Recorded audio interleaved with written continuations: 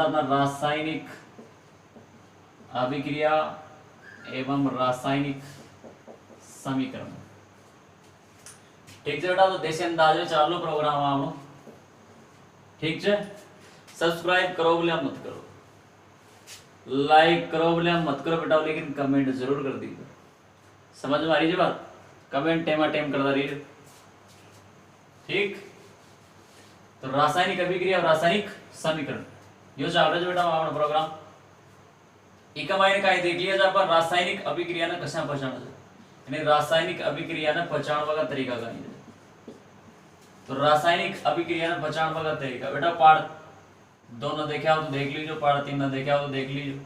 आ रही बात समझ में? तो रासायनिक आपने चालो पार्ट नंबर आज 4 रासायनिक अभिक्रिया ने पहचानने का तरीका। तो आप देख लिया जाओ कैसा आप पदार्थ को रंग बदल जाओ, यानी रंग में गायब हो जाओ, परिवर्तन हो जाओ। दूसरा बात देखा जाए गैस का उत्सर्जन, गैस को निकलवा लाग जाओ, यानी गैस को उत्सर्जन हो जाओ। तीसरा बात देखा जाए तापमान में परिवर्तन, तापमान बदल जाओ। और चौथा देखा जाए अवस्था परिवर्तन। तो अगर पदार्थ में अगर ये चीजें हो जाओ ना बेटा तो समझ जाओ रासायनिक काय रासायनिक अभिक्रिया होगी। रंग बदल जाओ, गैस उत्सर्जन हो जाओ, तापमान में परिवर्तन हो जाओ, अवस्था में परिवर्तन हो जाओ, तो इको मतलब है रासायनिक अभिक्रिया हो रही है। तो आपने पहली चाल रंग में परिवर्तन कर, रंग में कशा परिवर्तन हो, तो पहली हेडिंग अपना रंग में परिवर्तन। तो खाल देखा जाए कहीं देखा जाए रंग में परिवर्तन कशा हो जाए, जैसा कॉपर सल्फेट जो ठीक है, ये कॉपर सल्फेट का जो विलीन होता है रंग कसान को जो नीलो। और जैसे ही कमाई ने खाई की कील डाल देगा लोहे की, तो काय हो लो जो लोहे हो बेटा के बार आप बढ़ेंगे आप यो लोह काय ताकतवर हो जो काय हो जो ताकतवर क्रियाशील हो जो बॉडी बिल्डर हो जो बेटा हो यो काय कर कोई ना खना ऑलरेडी पलाड़ी। हर बात समझ में इना उठार खड़ी पटका नकलो ही ना इना पका देखो बाण, और यो फेरस कौन की जगह जुड़ जाओ लोड फेरस सल्फेट, यानी फेरस इन्हें काय कर देगो बाण पका देगो और खुद को और काय बना लेगो FeSO4, काय बना लेगो FeSO4। तो बेटा जो नीलो रंग हो जो पहले खाई को कॉपर सल्फेट को उमा खाई कील डाल देगा लोहे की कील, तो काय बन जाओ जो फेरस सल्फेट की चीज काय कर लिया जाओ खाल देख लिया जाओ, और कॉपर काय हो जाओ जो बाहर निकल जाओ। ठीक है, यह समीकरण आप खाल का वीडियो में देख चुके हैं।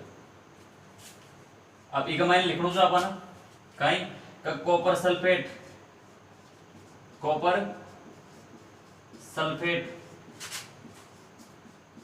के विलियन में, कॉपर सल्फेट का विलियन में खाई कील डाल दो लोहे की, कॉपर सल्फेट के विलियन में लोहे की कील डालने पर क्या होता है कॉपर सल्फेट के विलियन का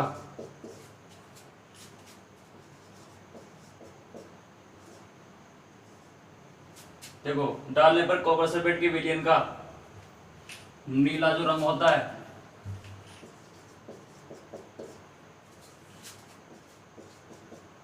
कैसा हो जाता है, हरा हो जाता। तो बेटा जो कॉपर सल्फेट को पहला रंग कसन करो जो नीलो, वो कॉपर सल्फेट का विलीन को नीलो रंग खाई में जाओ हरे हो जाओ। क्यों? क्योंकि खाई पर निर्माण हो गयो, अरे खाई बन गयो छोराओ फेरस सल्फेट बन गयो, और फेरस सल्फेट बनता ही वो विलीन को रंग खाई हो जाओ हरे हो जाओ। तो बताओ भाई रंग बदल रहे ना बदल रहे, और रंग बदल रहे का मतलब बेटा कहीं हो रही है रासायनिक अभिक्रिया हो रही है। आ रही बात समझ में? तो लिख लीजिए कॉपर सल्फेट का विलयन में लोहे की कील डाल दिया, तो काय हो जो कॉपर सल्फेट का जो विलयन को नीलो रंग हो जो काय हो जो वो तो गायब हो जाओगे, और कसे रंग हो जाओगे वो विलयन को हरे रंग हो जाओगे। क्यों? क्योंकि खाई को निर्माण हो जाओगे, फेरस सल्फेट को निर्माण हो जाओगे। यहाँ तक यहाँ पर काय कर लिया जाए खाल देख लिया जाए। ठीक है, आराम से काय कर लीजिए भाई का नोट्स बना लिया, और ये समीकरण भी आप काय कर लिया जाए खाल देख लिया जाए।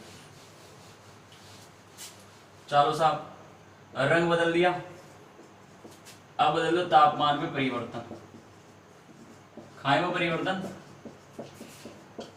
तापमान में परिवर्तन।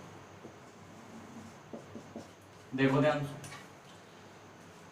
आप काय करे सल्फ्यूरिक अम्ल H2SO4 काय जियो सल्फ्यूरिक अम्ल जियो। तो बेटा जैसे ही सल्फ्यूरिक अम्ल का मायने काय डालेगा जिंक का टुकड़ा, यानी सल्फ्यूरिक अम्ल के साथ काय मिला दें जिंक का टुकड़ा मिला दें, यानी जिंक धातु मिला दें। यो ले लिया आपका कोई पात्र, ये में ले लिया H2SO4 और एक मायने ऊपर काय मिला दिया जिंक का टुकड़ा। तो बेटा जैसे ही मैंने जिंक का टुकड़ा मिलाऊंगा तो ये पात्र काय हो जाओगे गर्म हो जाओगे, काय हो जाओगे गर्म। तो ये मतलब कैसे करना है काय हो रही तापमान में परिवर्तन हो रही है, और तापमान में परिवर्तन हो रही है मतलब काय रासायनिक अभिक्रिया हो रही है। समझ में आ रही है जो। तो H2SO4 में खाएगा जिंक का टुकड़ा मिला दें तो काय हो जाओगे जिंक का जैसे ही टुकड़ा मिलाऊंगा आप तो जो बीकर हो जो पात्र हो जो काय हो जाओगे गर्म हो जाओगे।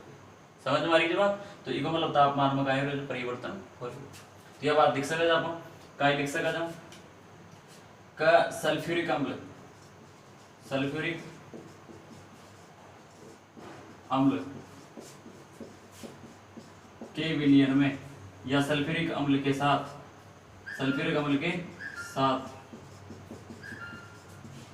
या सल्फ्यूरिक अम्ल में ऐसा कर सकते सल्फ्यूरिक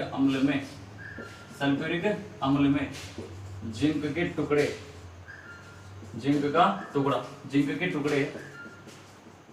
डालने पर क्या होता है पात्र क्या हो जाता है पात्र क्या हो जाओ बेटा गर्म हो जाओ गर्म हो जाता है। तो सल्फ्यूरिक अम्ल में जैसे ही जिंक का टुकड़ा लगा तो पात्र क्या हो जाओ गर्म हो जाओ। तो ये मतलब तापमान में क्या हो परिवर्तन हो रहा है। समझ में आ रही है बात। सल्फ्यूरिक अम्ल में जिंक का टुकड़ा डाल दें तो पात्र क्या हो जाओ गर्म हो जाओ। ठीक है मतलब तापमान में क्या हो परिवर्तन हो रही है। ये का भी क्या बना लीजिए आराम से नोट्स बना लीजिए ठीक।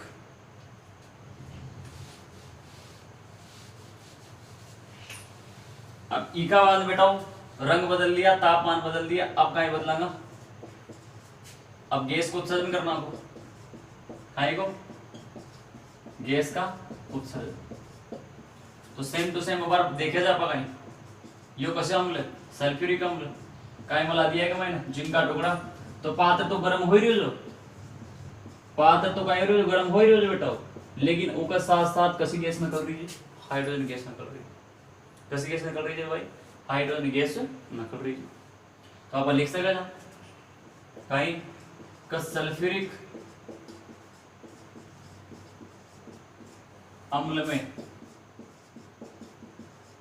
जिंक के टुकड़े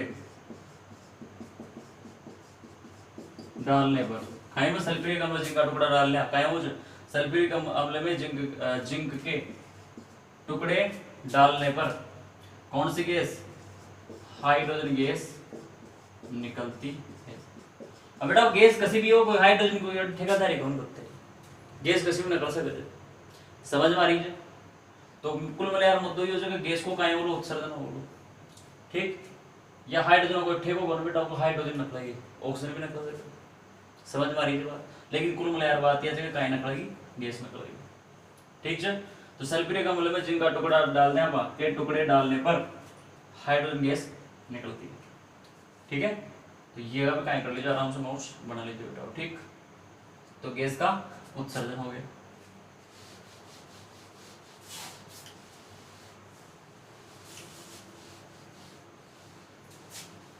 अब हम पढ़ेंगे चौथा अवस्था में परिवर्तन।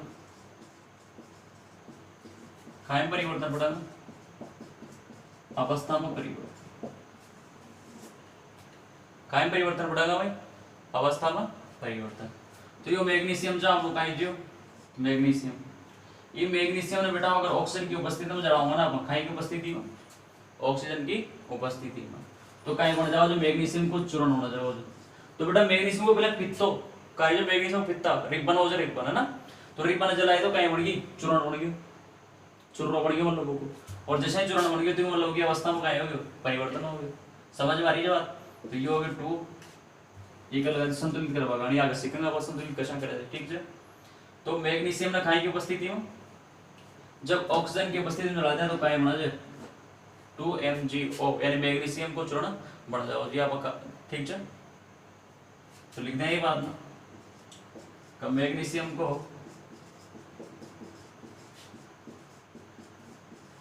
किसकी उपस्थिति में, ऑक्सीजन की उपस्थिति में, मैग्नीशियम को ऑक्सीजन की उपस्थिति में जलाने पर, किसको, मैग्नीशियम को ऑक्सीजन की उपस्थिति में जलाने पर, मैग्नीशियम का क्या बनता है, मैग्नीशियम का चूर्ण बनता है। काय को चूर्ण बन जाओ, जो मैग्नीशियम को चूर्ण बन जाओ, और जैसे ही चूर्ण बन गयो तो समझ जाओ काय हो गयो, अवस्था में परिवर्तन।